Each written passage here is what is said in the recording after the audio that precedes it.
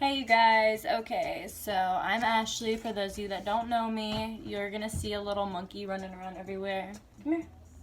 This is Lola. She's a lemur.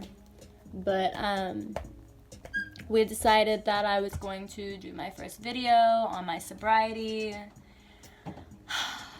Let me just say, this is gonna be a super touchy subject,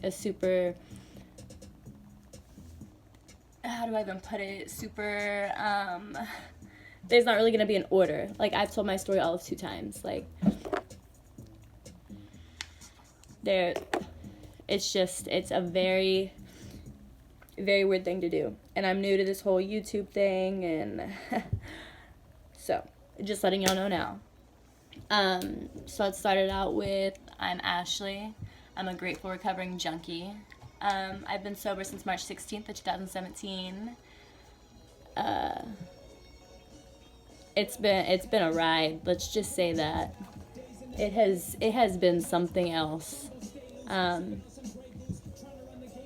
was addicted to meth for maybe a year and a half, maybe longer. That whole part of my life is like a big blur. I'm 20 years old. It had all basically started out, I had all my friends always like mess with drugs, like not hard drugs at first. It was just weed, like we'd skip school, we'd go smoke, or, it's just simple things like that.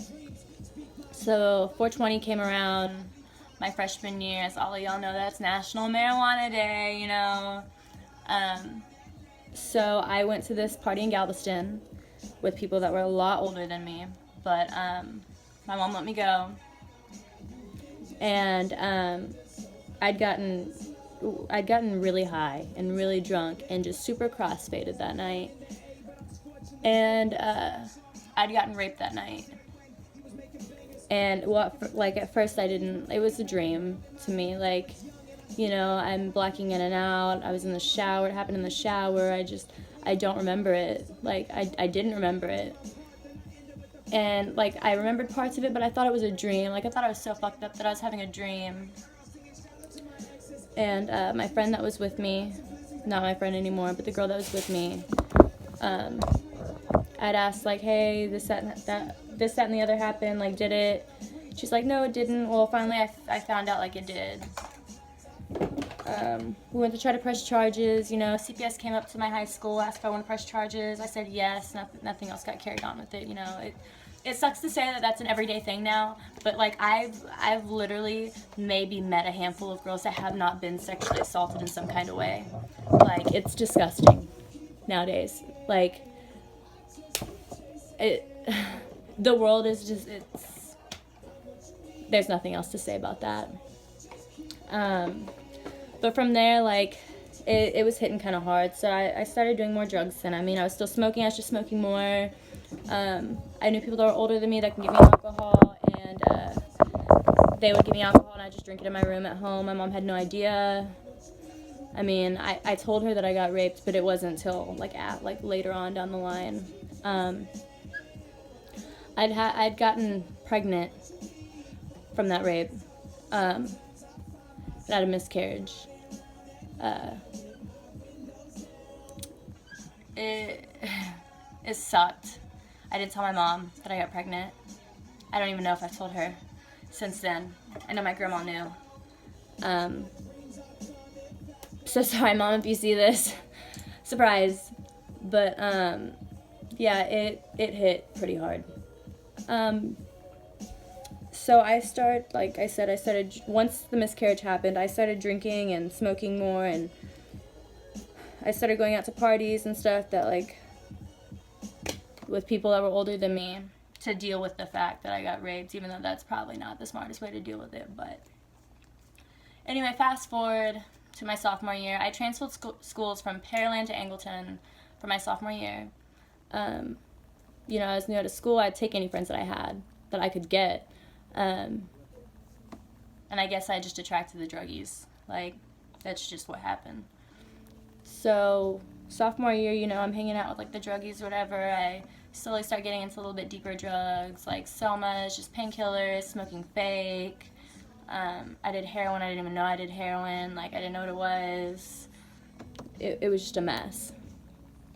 And, you know, my friends didn't go to school all that much, so I was like, fuck it, like, why should I even be in school? So I had my mom withdraw me from school, and I moved out, and it was just this big ordeal, because I thought I knew better than everyone else. So I drop out, you know, this, that, and the other. Later on down the line, I end up meeting this guy, and I get pregnant. I get clean while I'm pregnant, I stay clean while I'm pregnant. Then after I have my son, I'm like, okay, well, fuck this, like, I don't want to be a mom. Like, I did in the beginning, and then, like,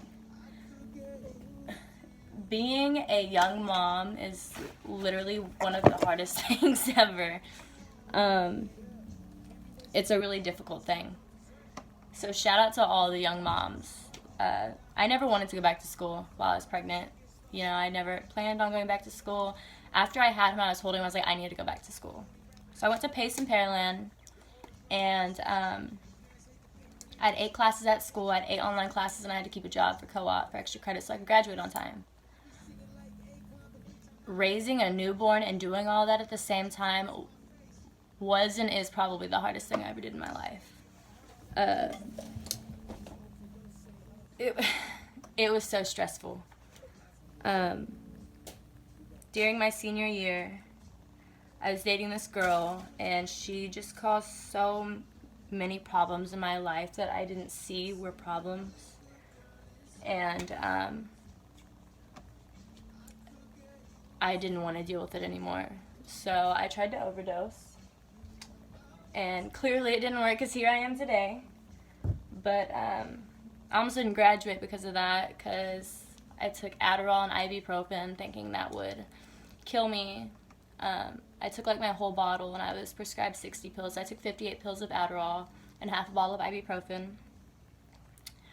And during the time of STAR testing, for those of you that live in Texas, y'all know what STAR test is. Like, it's really important. Like, it determines if you graduate or not. And I missed STAR testing for 3 days, and finally my teacher like texted me. She's like, you need to come and take your STAR test. And so I went to school, I took my STAR test. I finished in 45 minutes. Like, I was done. I didn't give a shit. Like, I was still depressed. I just couldn't deal with it.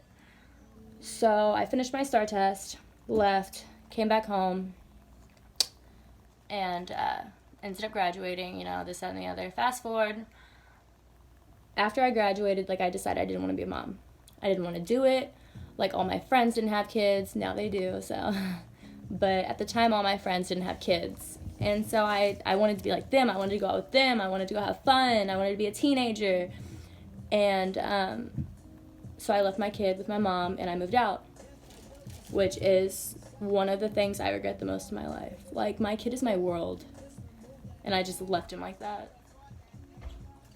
And I left, and I started doing drugs. I started doing, like, coke, and I got introduced to meth and heroin, and I started doing meth all the time. And then I started dancing so I could deal with my habit and provide for my habit. And so I was stripping in Houston.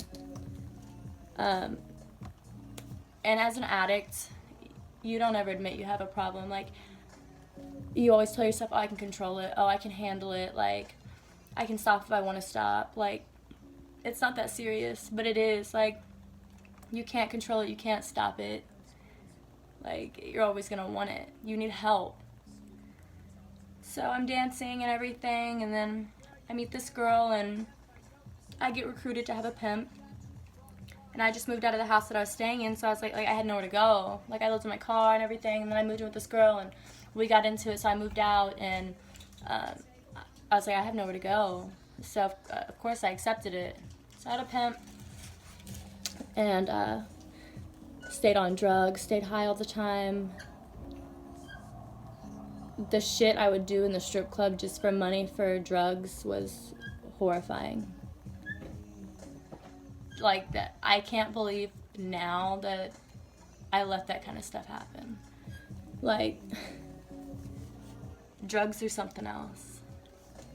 I eventually decided to move back home. Told my mom I was clean whenever I wasn't. I don't even know how long I was here for till they figured it out. My mom's boyfriend at the time, figured it out that I was still on drugs. And she basically just, like, gave me an ultimatum of, like, you either get clean or you get the fuck out of my house. And so, you know, me thinking I'm smarter than her was like, fuck yeah, like, I'll go to rehab, you know, I'll pretend like I'm getting clean, and then I'll come back and do drugs. And that's what I planned on doing. And so I went to Florida. I got sent to JC's Recovery in Florida. And decided I was going to work the program. The first few weeks was bullshit, you know. I didn't want to be there. I didn't want to get clean. I acted like with my family I wanted to get clean. Like, I was so excited to get clean. Oh my God. Yes, this is what I need. And it wasn't what I wanted at all. And the more I was there and the more I talked to my mom and my grandma and stuff while I was in rehab, like, I could hear how happy they were. And, like, whenever I was finally sober, I finally, like, put together, like, I can't hurt my family like this again. Like, there's no way I could. You finally can see clear whenever you're sober. I met my best friend in rehab, Hannah. And she was exactly how I was. She didn't want to get clean either. She wanted to leave. I would always argue with her, like, you're not leaving me. Like, you can't leave me here in this shithole by myself. Like, I need you. So we decided to do the damn thing together. I got clean. I went to a Christian facility. She wasn't Christian. I am. And so during Bible studies and stuff, she would just kind of sit there, and slowly, like, I started, like, at night I'd go outside on the patio and be like, I'm doing my Bible study, do you want to come out here? And she'd be like, no. And finally she started, like, coming around. She's like, yeah, I'll come. Finally got her around to it. And we got clean together. And it was good. It's what we needed. Hannah, my best friend, passed away last December due to heroin overdose. And, yeah. Drugs are literally the worst thing. And getting clean was the hardest thing I ever had to do in my life. There's just no other way to put it. Like,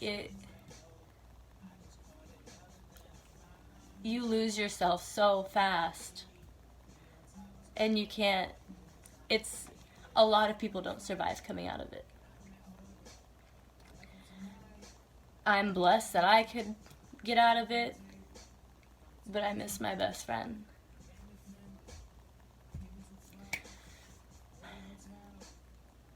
I strongly recommend for anyone that's going through it to reach out and get help. Ask for help. You know, like, if you don't have family, find another addict online. They're everywhere. I'm very open with my addiction. I'm very open that I'm an addict, that I was an addict, that I'm still a recovering addict. Like, find someone that's open, that is willing to help. Like, I don't work my program anymore. I have my family support. Like, if I feel the urge, I'll talk to someone, but I don't have a sponsor. I don't go through the steps. That just never worked for me. And some people that's fine for, and other people it's not. They need a sponsor. They need to work their steps. They need to go to AA meetings or NA meetings. Like, that's what they need. But I strongly, strongly recommend finding someone. And if you have questions to ask, like, hey, how do I go? I don't know how to get myself out of this hole, but I need help. Like, I'm sure they will happily help.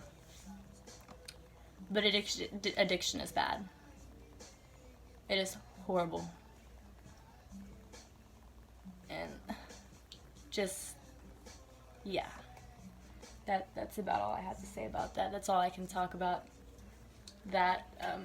Like I said, it's a really touchy subject, and I've told my story now all of 3 times, and it's to the whole world now. So eventually I'd probably do another video about it, or a video of people if they have questions, you know. But for now, that's all I can do. So I will see y'all later. Make sure to subscribe. And yeah, bye.